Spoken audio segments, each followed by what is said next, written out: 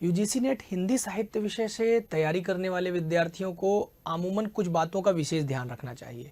हालांकि नए विद्यार्थी जो पहली बार प्रमुख ग्रंथों का अध्ययन कर रहे होते हैं वह उन्हें उबाऊपन के साथ पढ़ने की कोशिश करते हैं। हालांकि कोशिश क्या करते हैं, वह उन्हें उबाऊ इसलिए लगते हैं क्योंकि उन्हें सही तथ्य और तर्कों का ज्ञान नहीं होता है। जैसे विद्यार्थियों का केवल कुछ गाइडों पर निर्भर हो जाना, ये उनकी असफलता का प्रमुख कारण बनता है। सबसे ज़्यादा ज़रूरी है कि आप वर्तमान समय में अगर यूजीसी नेट में अपने आप को जेआरएफ होता हुआ देखना चाहते हैं, जो कि टॉप 1% में ही संभव है कि आपको मिले, जिसके लिए आपको पेपर 1 और पेपर 2 के आने वाले 150 प्रश्नों में कम से कम 100 से 105 या 110 प्रश्न ठीक करने होते हैं। उस आधार पर अगर आप युद्ध लड़ना चाहते हैं तो बड़ा ज़रूरी है कि आपको आचार्य रामचंद्र शुक्ल जी का हिंदी साहित्य का इतिहास पढ़ना होगा। न केवल पढ़ना होगा अपितु उसको आत्मसात करना होगा और उसके लिए आलोचनात्मक दृष्टि अपनानी होगी। जैसे अमूमन ये जब आप शुरू करते हैं साहित्य इतिहास को पढ़ना, तो बहुत सारे विद्यार्थी हैं जिनको मैंने देखा है कि वो सीधा आदिकाल तक पन्ने को खोल लेते हैं। आपने कभी इस बात पर गौर किया है, या आप में से कुछ विद्यार्थी कमेंट करके बताना चाहेंगे कि किन्होंने उसके उन खंडों को भी पढ़ा है जो उन्होंने परिशिष्ट के तौर पर लिखा हुआ है। परिशिष्ट के तौर पर भी इतनी प्रमुख बातें लिखी गई हैं जो आप अगर देखेंगे तो वहां से कई सारे कथन और निष्कर्ष, कई सारे कूट प्रश्न और कई सारे स्टेटमेंट रामचंद्र शुक्ल जी के सीधे परीक्षा में प्रश्न बन करके आते हुए दिखाई पड़ते हैं।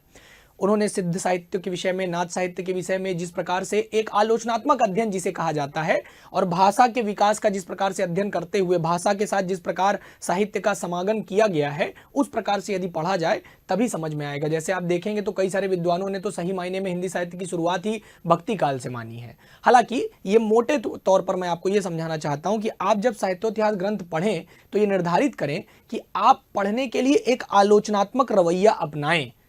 किसी भी चीज को पढ़ने के लिए एक आलोचनात्मक रवैया अपनाने के लिए आपको कम से कम उस ग्रंथ को 2 बार, 3 बार, 4 बार पढ़ना पड़ेगा। शुक्ल जी के इतिहास को बच्चा तीसरी, चौथी, 5वीं बार में ही समझ पाता है। पहली बार में उसे ठीक ठीक आत्मसात कर पाना नए विद्यार्थियों के लिए लगभग यूं कहिए कि अतिशयोक्ति होती है।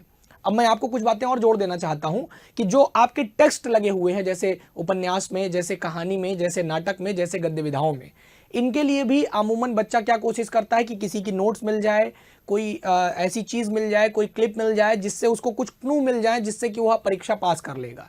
नहीं, अब वो समय चला गया और ऐसा कहने वाले लोग भी अब लगभग समाप्ति की कगार पर पहुंच रहे हैं, क्योंकि परीक्षा प्रत्येक टर्म में अपने आप को अगर आप देखेंगे तो अपडेट करती जा रही है। तो आपको आपके सिलेबस में लगी हुई कुल 21 कहानियों का निश्चित तौर पर अध्ययन करना चाहिए, क्योंकि जब तक आप अध्ययन नहीं करेंगे, जैसे अभी आपने एक गाइड में एक लाइन लिखी हुई है कि चंद्रदेव से मेरी बात पत्रात्मक शैली में है।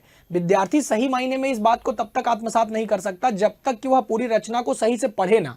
जब पढ़ेगा तो पता चलेगा कि चंद्रदेव से कैसे पत्र शैली में बात की गई है, लेकिन विधा कौन सी चुनी गई है, तो कहानी की चुनी गई है। और कई विद्वानों ने उसको एक निबंध की रूपरेखा बताया है। तो क्यों उसको निबंध की एक शैली मानी जा सकती है, यह जब तक विद्यार्थी चंद्रदेव से मेरी बात को पूरी रचना के तौर पर नहीं पढ़ता तब तक वह सही बात ग्रहण ही नहीं कर पाएगा। वन लाइनर में आपको खास मदद मिल जाती है कि कुछ बातें आपको पॉइंट टू पॉइंट लिख करके दे दी गई, लेकिन सही मायने में आप ठीक बातों को तो आत्मसात ही नहीं कर पाए। इसलिए बड़ा जरूरी है कि आप उन 21 कहानियों को समय रहते पढ़ें। उसके लिए प्रतिदिन 2 से 3 कहानियों का टारगेट बनाना चाहिए और कहानी को बहुत शांत मन से अच्छे से पढ़ना चाहिए। एक बार पढ़कर अगर आपको कहानी नहीं समझ में आती तो इसका मतलब कि आपने सही रूप में कहानी को आत्मसात नहीं किया है। उसे ठीक ढंग से समझने के लिए आपको कहानी को दोबारा पढ़ना चाहिए।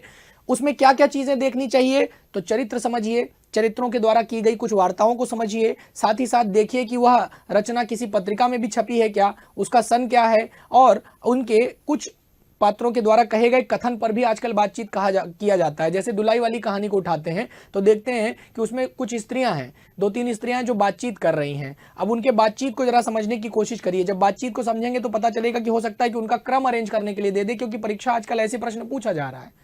तो बड़ा आलोचनात्मक रवैया अपनाइए। ठीक यही चीज उपन्यास में, नाटक में और अन्य गद्य विधाओं में भी शामिल है। ऐसे ही और भी वीडियोस देखने के लिए आप मुझसे जुड़ सकते हैं, या फिर आप चाहते हैं कि ये सारे आलोचनात्मक दृष्टि अपनाते हुए आपको कोई एक अच्छी सी बैच मिल जाए, तो उसके लिए आप मेरा लक्ष्य बैच ज्वाइन कर सकते हैं, जिसके माध्यम से मैं आपको पूरे यूनिट 1 से लेकर के यूनिट 10 तक बहुत ही आलोचनात्मक रवैये के साथ, बहुत ही विधा के साथ, मतलब एकदम तथ्य के अलावा भी मैं आपको कई चीज़ें जैसे तथ्य को समझने के लिए जितनी भी सूक्ष्म दृष्टि हो सकती है, जितने भी तौर तरीके हो सकते हैं, वह सब आपके सामने पेश करने की कोशिश करूंगा। तो मैं चाहता हूं कि आप मेरे साथ जुड़िए, आपका स्वागत रहेगा। लक्ष्य बैच में आप सभी जुड़िए। आप में से कितने बच्चों ने हिंदी साहित्य का इतिहास पूरा पढ़ लिया या चाहते हैं कि हिंदी साहित्य के इतिहास की मैं एक सीरीज स्टार्ट करूं रामचंद्र शुक्ल जी की यूट्यूब पर? तो अगर आप चाहते हैं तो इस वीडियो को खूब शेयर करिए। अगर इस वीडियो पर 50 से ज्यादा कमेंट सीरीज स्टार्ट करने के लिए आ गई तो मैं ये सीरीज जरूर स्टार्ट करूंगा। धन्यवाद, जुड़े रहिए।